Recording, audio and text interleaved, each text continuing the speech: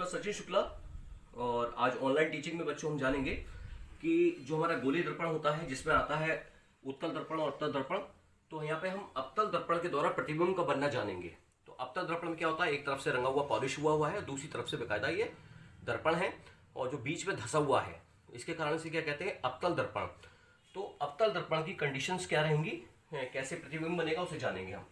तो देखिए, हम बच्चों जानते हैं प्रकाश के जो हमने नियम पढ़े थे कि जब कोई प्रकाश की किरण अनंत से गोलीय दर्पण पर टकराती है, देखिए एक किरण टकरा रही है, तो टकराने के फलस्वरूप वो जिस मुख्य अक्ष, ये बीचों बीच दर्पण के अगर मैं एक लाइन खींच दूं तो इसका क्या हुआ, मुख्य अक्ष। तो ये गोलीय दर्पण मुख्य अक्ष जहाँ पे काट रहा है, इसका कहलाया ध्रुव। तो ये अनंत से आती हुई प्रकाश की किरण जब इस गोलीय दर्पण से टकराती है तो टकराने के फलस्वरूप परावर्तित होगी। परावर्तन के फलस्वरूप जिस बिंदु से होकर गुजरेगी, मुख्य अक्ष को जिस बिंदु पर काटेगी, वो उसका कहलाता है प्रथम फोकस। क्या कहलाता है उसका, फोकस। और इस फोकस का दुगना, यानी P से F की दूरी जो है उससे और उससे दुगना दूरी, यानी ये दूरी अगर हमारी 15 है तो ये 30, तो उससे दुगना दूरी पर हमारा होता है वक्रता केंद्र। और वक्रता केंद्र को हम ये भी कह सकते हैं, ये कहते हैं कि गोलीय दर्पण, जो ये अवतल दर्पण है, जिस गोलीय दर्पण का हिस्सा है, उस गोलीय दर्पण की जो केंद्र होगा वो उसका वक्रता केंद्र कहलाता है। ये इसका जस्ट डबल होता है। तो यहाँ पे हमने देखा ध्रुव, एक हमने देखा फोकस, मुख्य फोकस जो कहलाता है, और एक हो गया वक्रता केंद्र, और एक हो गया अनंत दूरी। तो यहाँ पे कंडीशंस क्या चलती हैं कि वस्तु या तो अनंत पे होगी, या अनंत और वक्रता केंद्र के बीच में होगी, या वक्रता केंद्र पे होगी, या वक्रता केंद्र और फोकस के बीच में होगी, या फोकस पे होगी, या फोकस और ध्रुव के बीच में होगी। तो यहाँ पे हम पहली कंडीशन से यहाँ पे हम जानेंगे कि वस्तु मान लीजिए अनंत पे है। तो जब अनंत पे वस्तु है तो वो गोलीय दर्पण से टकराने के बाद कहाँ से होकर गुजरेगी, फोकस से होकर जाएगी। उसकी परावर्तन के फलस्वरूप कहाँ पे जा रही है, फोकस से। देखिए अनंत से किरण आ रही है, टकराई इससे, और कहाँ से टकराने के बाद कहाँ से होकर जा रही है, फोकस से होती जा रही है। तो यानी अनंत पे कोई, आप इस प्रैक्टिकल के माध्यम से हम जानेंगे। का चित्र देखिए कहाँ पर है। ये हमने गोलीय अवतल दर्पण लिया है जिसकी फोकस दूरी है 20 सेंटीमीटर और इसका वक्रता केंद्र है 40। तो आप देख सकते हैं इसका चित्र देखिए, इस पर्दे पे कहीं बन के नहीं आ रहा है। तो इसका केंद्र, क्योंकि मैंने अभी आपको दिखाया था कि जब कोई वस्तु अनंत पे होती है तो उसका प्रतिबिंब कहाँ बनेगा, देखिए क्लियर आप देख सक रहे हैं, उल्टा, वास्तविक और वस्तु से बहुत छोटा। कहाँ बन के आ रहा है, फोकस पर, जो आप देख सकते हैं। ये हमारी थी पहली स्थिति।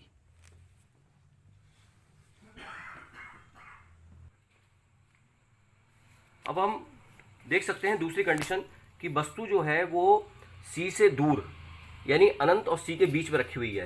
तो उस कंडीशन में इस वस्तु से निकलने वाली प्रकाश की किरण जब गोलीय दर्पण से अवतल दर्पण से टकराएंगी तो टकराने के बाद आपको मालूम है परावर्तन के फलस्वरूप कहाँ से होकर गुजरेगी, फोकस से होकर गुजरेगी। लेकिन दूसरी किरण, अब हमारा जो प्रतिबिंब बनेगा कहाँ बनेगा, दूसरी किरण को हम कहाँ से गुजारेंगे, C से गुजारेंगे। और इसका एक नियम होता है, C से होकर गुजरेगी और जब इस दर्पण से टकराएगी तो वापस C पे ही लौटती है वो, यानी कि ये किरण इधर से आ रही है और इससे टकराने के बाद वापस इधर ही लौट जाती है। तो देखिए दोनों किरण यहाँ टकराई, तो यहाँ पे वस्तु का चित्र बन के आएगा। कहाँ बन के आ रहा है, जब वस्तु हमारी C से दूर है तो हमारा चित्र कहाँ बन के आ रहा है, फोकस और वक्रता केंद्र के बीच में बन के आ रहा है। लेकिन कैसा बन के आ रहा है, उल्टा बन के आ रहा है। तो इसको हम प्रैक्टिकल के माध्यम से अब देखेंगे। अब देखिए हमारी वस्तु अब अनंत से कहाँ आ गई है, अनंत से वक्रता केंद्र और अनंत के बीच में आ गई है। तो अब पर्दे पे इसका चित्र आप देख सकते हैं। देखिए पर्दे पे इसका बिल्कुल चित्र वास्तविक, उल्टा तथा वस्तु से छोटा कहाँ बनना है, फोकस और वक्रता केंद्र के बीच में बनना है।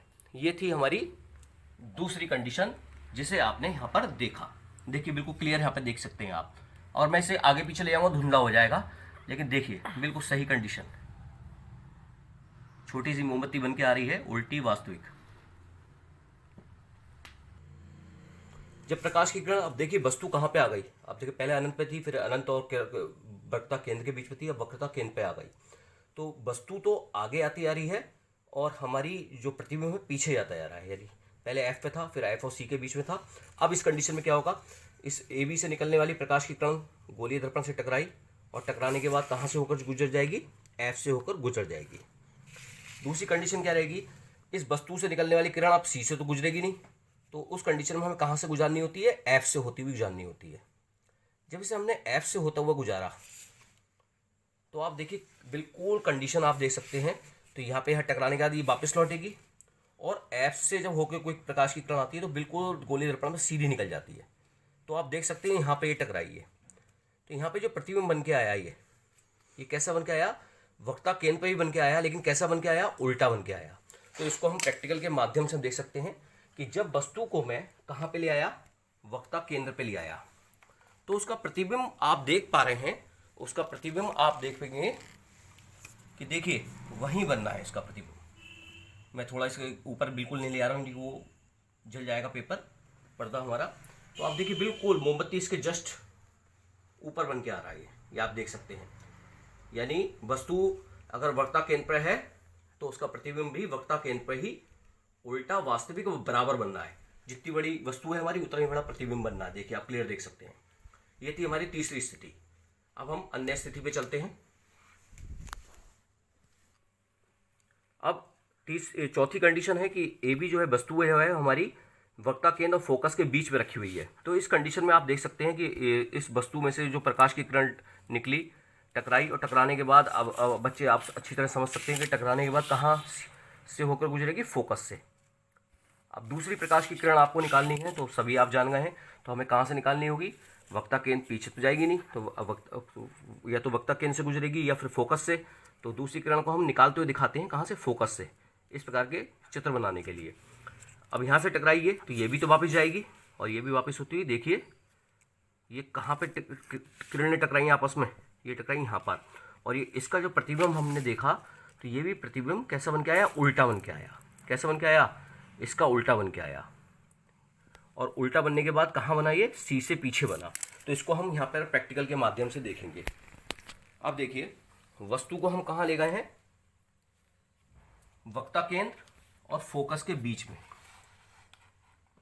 तो अब इसका हम जो प्रतिबिंब है वो आप देखेंगे। देखिए जहां पे क्लियर बन के आएगा,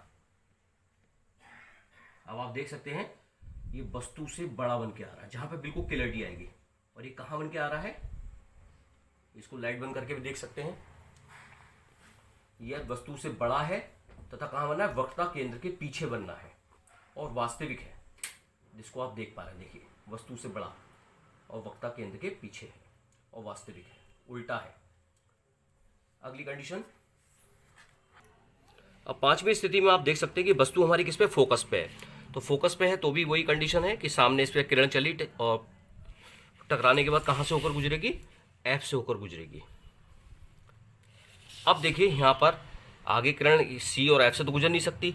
तो इस कंडीशन में हम क्या करेंगे, हम ऐसे पीछे को हम सी से गुजारते हुए एक आभासी किरण सी, ये सामने हमने एक किरण, क्योंकि किरण तो सब तरफ फैलती है चारों तरफ, और ये कहाँ से होकर गुजरी, सी से। तो यहाँ आप कंडीशन देख सकते हैं ये आगे जाके क्यों चल रही है, तो ये कभी आगे जाके तो मिलेंगी नहीं। तो इसका मतलब क्या हुआ कि अगर कोई वस्तु हमारी फोकस पर रखी है तो उसका प्रतिबिंब कहाँ बनेगा, अनंत पर बनेगा। कहाँ बनेगा, अनंत पे। और इस प्रैक्टिकल के माध्यम से हम देखेंगे कि अब हमने वस्तु को, देखिए अब हमने वस्तु को अनंत पे रख दिया है, फोकस पे रख दिया है, सॉरी, वस्तु को। तो इसका प्रतिबिंब आप देख सकते हैं, देखिए यहाँ कहीं नहीं आ रहा इसका प्रतिबिंब, और इसका प्रतिबिंब आप यहाँ पे क्लियर देख सकते हैं। ये देखिए काफी बड़ा प्रतिबिंब बन के आ रहा है, और ये कहाँ बन के आ रहा है, अनंत पे बन के आ रहा है, उल्टा, वास्तविक तथा काफी बड़ा प्रतिबिंब कहाँ बन के आ रहा है, अनंत पे बन के आ रहा है। अब हम अगली कंडीशन, छठी कंडीशन के लिए लेंगे। अब हम चलो, अब हम देख सकते हैं यहाँ पर कि वस्तु अगर एफ और ध्रुव यानी फोकस और ध्रुव के बीच में रखी हो तो उस कंडीशन में आप देख सकते हैं कि इसकी प्रकाश की किरण सामने गई और टकराने के बाद कहाँ से होकर गुजरेगी, फोकस से होकर गुजरेगी परावर्तन के फलस्वरूप। और एक किरण तिरछी गई, कि तिरछी हम इस वाले ले गए, हमें सी से होती हुई गुजारनी है। तो देखिए यहाँ तो पीछे तो कहीं मिल नहीं रही है, लेकिन जब इसे आगे हम बढ़ाएंगे तो ये कहाँ जाके मिल रही है, दर्पण के पीछे जाकर। ये दोनों किरण अगर हम आगे बढ़ा देते तो कहाँ जाके मिल रही है, दर्पण के पीछे जाके मिल रही हैं। तो इस स्थिति में आप देख सकते हैं कि वस्तु का आभासी, वस्तु से बड़ा, आभासी बड़ा चित्र यहाँ पर और सीधा प्रतिबिंब बन के आ रहा है। तो अब इसको हम यहाँ प्रैक्टिकल के माध्यम से यहाँ पर देखेंगे हम। देखिए अब वस्तु को हम कहाँ ले गए हैं, F2 उसको फोकस और ध्रुव के बीच में ले गए हैं। जब यहाँ पे ले गए हम, तो देखिए इसका प्रतिबिंब वस्तु के पीछे बनने का मतलब है, देखिए आप क्लियर देख सकते हैं कि इसका प्रतिबिंब कहाँ बन के आ रहा है, दर्पण पे बनता हुआ दिखाई दे रहा है, क्लियर सा आप देख सकते हैं यहाँ पर। यानी ये कहाँ बनना है, वस्तु के पीछे जाके ये आभासी चित्र बनना है। और कैसा बनना है, वस्तु से बड़ा, वस्तु से बड़ा है, आभासी है और सीधा है। और इस प्रकार से ये 6 स्थितियां थी जिसको हमने यहाँ पर सिखाया और बताया आपको। और आप यहाँ पे देख सकते हैं, इसको बकायदा स्क्रीनशॉट ले सकते हैं आप इसका। मैं डॉक्टर सचिन शुक्ला, और इस प्रैक्टिकल के माध्यम से आप बहुत विधिवत तरीके से आप देख सकते हैं।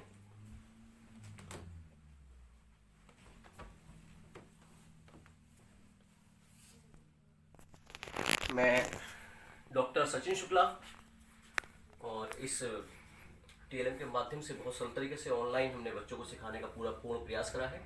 आप सभी का, बच्चों का और जो भी हमारे दर्शक हैं उनका बहुत बहुत धन्यवाद।